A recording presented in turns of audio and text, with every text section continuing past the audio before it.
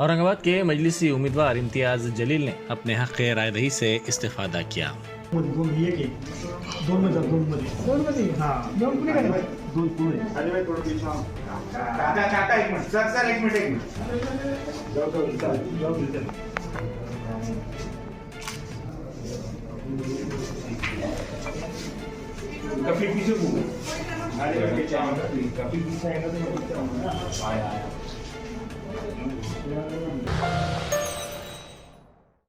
Germanton super speciality hospital national award winner doctor Mir Jawad Jar Khan, German trained senior orthopaedic surgeon and director, माहिर doctors doctor Wasif Azam और doctor Bharavi Chanduri, senior cardiologist और दीगर doctors नुमाया खिदमत अंजाम दे रहे हैं। Robotic surgery, advance cath lab, MRI, operation theatre, ICU, 2D ultrasound जैसी सहूलियात से आरास्ता कॉर्पोरेट लेवल हॉस्पिटल, वाजबी फीस में हर मर्ज से शिफायाबी के लिए Germanton super speciality hospital, Attapur.